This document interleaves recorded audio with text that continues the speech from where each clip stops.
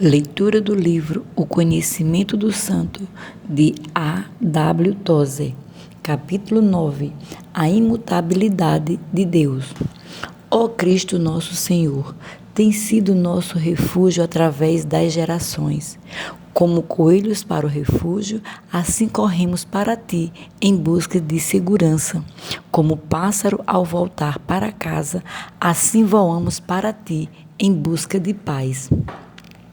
O acaso e a mudança estão soltos em nosso pequenino mundo de natureza e homens, mas em ti não há variabilidade, nem sequer sombra de alteração. Descansamos em ti, sem temor ou dúvida, e enfrentamos nosso amanhã sem ansiedade. Amém.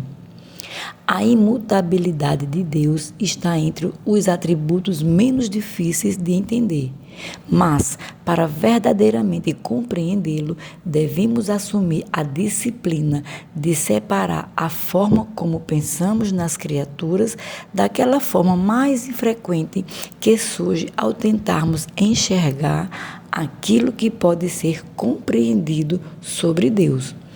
Dizer que Deus é imutável significa dizer que ele jamais difere de si próprio. O conceito de um Deus em crescimento ou desenvolvimento não existe nas Escrituras. Me parece impossível pensar que Deus varie em relação a si próprio. E eis abaixo o porquê. Para que um ser moral mude, é necessário que a mudança ocorra em uma de três direções possíveis. Ele deve ir de melhor a pior ou de pior a melhor. Ou ainda, dado que a qualidade moral continue estável, ele deve mudar dentro de si próprio, de imaturo para maduro, por exemplo, ou de uma classe de ser para outra. Deve ficar claro que Deus não pode mover-se em nenhuma dessas direções. Suas perfeições excluem eternamente qualquer possibilidade de que isso ocorra. Não há como Deus mudar para melhor. Sendo perfeitamente santo, ele jamais foi menos santo do que é hoje, e jamais poderá ser mais santo do que é e sempre foi. Ele é igualmente incapaz de mudar para pior. Nenhuma deteriorização na natureza inexpressivelmente santa de Deus é possível. Creio mesmo que seja impossível pensar em tal coisa. Tentamos fazê-lo, o objeto de nosso pensamento deixa de ser Deus e passa a ser algo diferente e menor do que Ele. Aquele em quem pensamos pode até mesmo ser uma criatura grandiosa e impressionante, mas sendo criatura, não pode ser o Criador autoexistente. Da mesma forma que não é possível haver mudança no caráter moral de Deus, também não pode ocorrer mudança na essência divina. O ser de Deus é singular no único significado apropriado da palavra, ou seja, seu ser é outra coisa diferente de todos os demais seres. Já falamos sobre como Deus difere de suas criaturas por ser autoexistente, autossuficiente e eterno. Em função desses atributos, Deus é Deus e não há algum outro ser. Alguém que esteja sujeito a qualquer ínfima mudança não é nem autoexistente, nem autossuficiente, nem eterno. Logo, não é Deus. Somente um ser composto de partes é passível de mudança, pois mudança consiste basicamente na alteração da relação entre as partes de um todo ou na admissão de algum elemento estranho à composição original. Como Deus é autoexistente, ele não é composto. Não há nele partes passíveis de alteração. E por ser autossuficiente, nada exterior pode ser acrescentado ao seu ser. Algo que seja composto de partes, disse Anselmo, não é inteiramente único, mas de alguma maneira plural e diverso de seu todo. e é de fato ou de conceito capaz de dissolução. Mas nada disso se aplica a ti, acima de quem nada pode ser concebido. Assim, não há componentes em ti, Senhor, nem és tu mais do que um, mas tu és verdadeiramente um ser unitário e de tal forma idêntico a ti mesmo, e em nenhum aspecto diferes de ti mesmo. Pelo contrário, tu és a própria unidade indivisível por qualquer conceito. Tudo aquilo que Deus é, Ele sempre foi, e tudo que Ele foi e é, Ele sempre será. Nada que Deus jamais tenha dito a seu próprio respeito será alterado. Nada que os profetas inspirados e apóstolos tenham dito a respeito dele será rescindido. Sua imutabilidade garante isso. A imutabilidade de Deus aparece em sua mais perfeita beleza quando comparada à mutabilidade do homem. Em Deus, nenhuma mudança é possível. No homem, ela é inevitável. Nem o homem, nem seu mundo são fixos. Estamos ambos em constante fluxo. Cada homem surge por um curto instante para rir e chorar, trabalhar e se divertir. E então ele se vai para dar espaço aos que os seguirão no ciclo infinito. Alguns poetas encontraram um mórbido prazer na lei da impermanência e cantaram em tons menores a canção da mudança perpétua. Omar, o fabricante de tendas, foi um que cantou com melancolia e humor a respeito da mutabilidade e mortalidade. As enfermidades gêmeas que afligem a humanidade. Não manejes tão asperamente essa argila, exortou ao oleiro. Podem ser as cinzas de teu avô que tratas com tamanha liberdade. Quando ergueres a taça para beber vinho tinto, ele lembrou ao boêmio: podes estar beijando a boca de uma beldade há muito falecida. Esta doce nota de sofrimento, expresso com humor gentil, emprestam radiante beleza a seus versos, mas por mais belo que seja, todo longo poema é doente e agoniza à beira da morte. Como o pássaro encantado pela serpente que pretende devorá-lo, o poeta é fascinado pelo inimigo que o está destruindo. Assim como a todos os homens e todas as gerações dos homens. Os escritores sagrados também encaram a mutabilidade do homem, mas são homens saudáveis e há uma força robusta em suas palavras. Eles encontraram a cura para a grande doença. Deus diz, e dizem eles, não muda. A lei da mutabilidade pertence a um mundo caído, mas Deus é imutável e nele o homem de fé é capaz de encontrar permanência eterna.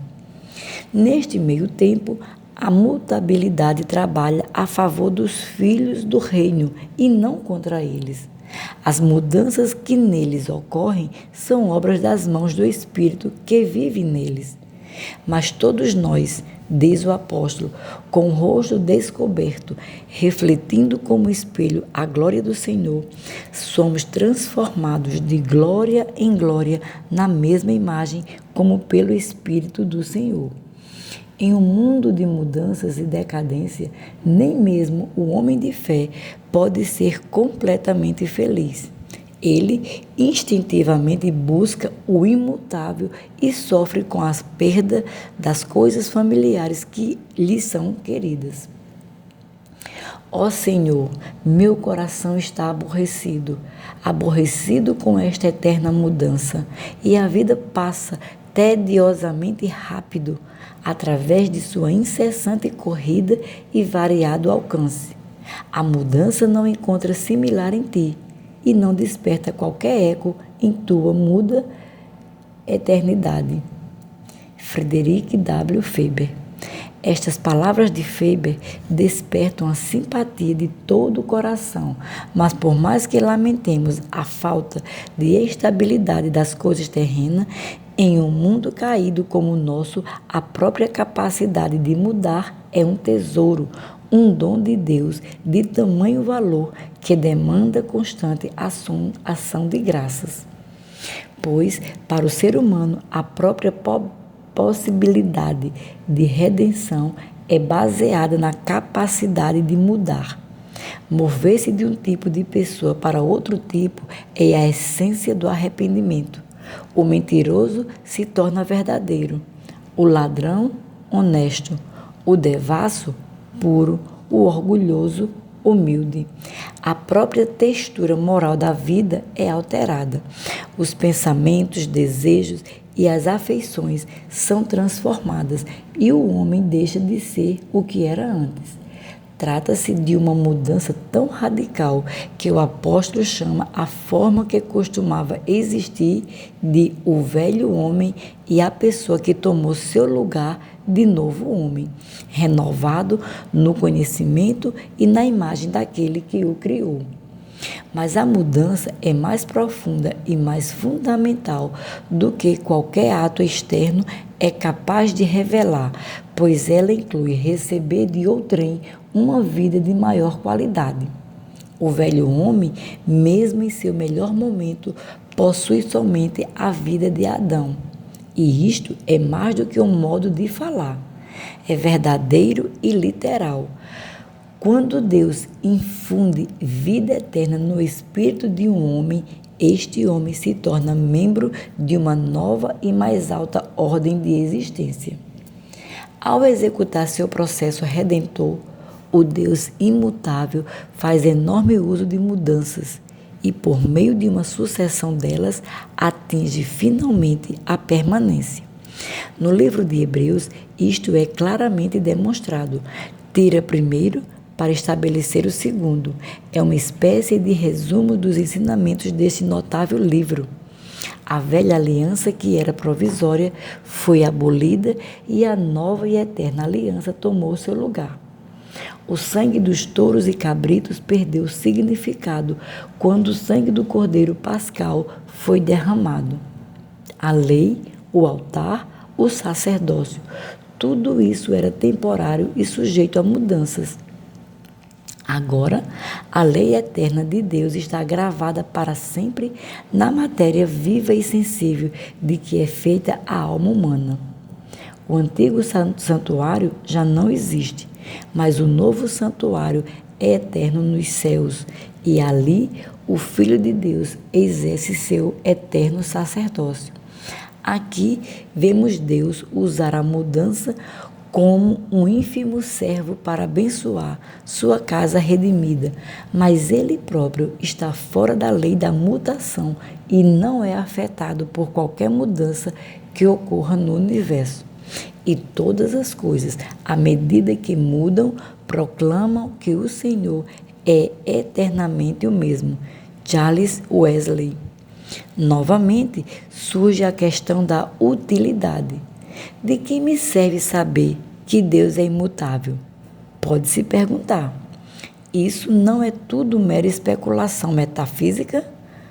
Algo que pode trazer satisfação a determinado tipo de pessoa, mas que não tem qualquer significado para homens práticos? Se por homens práticos queremos dizer incrédulos, absortos em negócios seculares e indiferentes ao que Cristo afirmou, ao bem-estar da própria alma ou aos interesses do mundo que estão por vir, um livro como este não tem de fato qualquer significado para tais homens, nem infelizmente qualquer outro livro que leve a sério a religião. Mas ainda que tais homens possam ser a maioria, eles não constituem de forma alguma a totalidade do povo. Ainda há 7 mil que não dobraram os joelhos a Baal. Estes últimos creem que foram criados para adorar a Deus e regozijar-se eternamente em sua presença, e estão sequiosos por aprender tudo o que puderem sobre o Deus com quem planejam passar a eternidade. Neste mundo onde as pessoas nos esquecem, mudam de atitude para conosco de acordo com os ditames de seus interesses pessoais e revêem suas opiniões a nosso respeito por qualquer motivo, não é maravilhosamente encorajador saber que o Deus com quem nos relacionamento não muda? Que a sua atitude para conosco hoje é a mesma que foi pela eternidade que passou e continuará a ser na que está por vir? Quanta paz tem o coração cristão a entender que nosso Pai Celestial nunca difere de si próprio. Ao aproximarmos dele, jamais precisamos pensar se o encontraremos num estado de humor receptivo. Ele está sempre pronto a atender à miséria e à necessidade, tanto quanto ao amor e à fé. Ele não atende apenas no horário comercial ou separa tempo para isolar-se. Ele também não muda de ideia sobre nada. Hoje, neste momento, ele sente por suas criaturas, pelos bebês, pelos doentes, pelos caídos e pecadores, exatamente o mesmo que sentia quando enviou seu Filho unigênito ao mundo a fim de morrer pela humanidade. Deus não sofre variações de humor, não esfria suas afeições ou perde entusiasmo. Sua atitude em relação ao pecado hoje é a mesma de quando ele tirou o homem pecador do jardim oriental.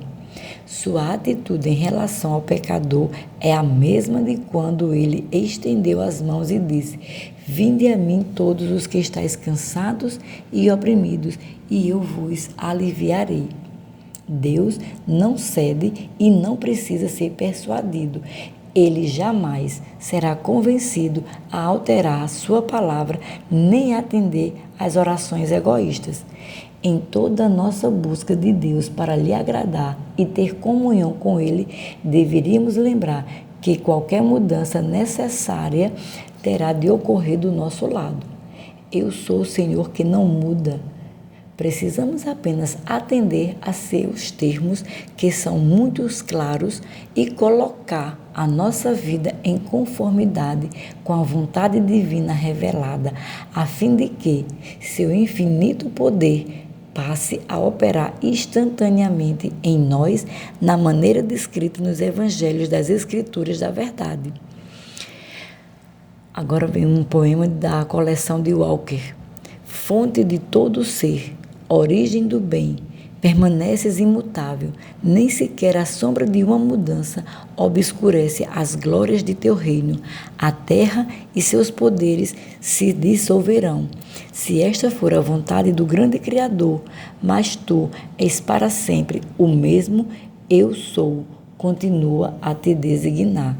E aqui concluímos o capítulo 9.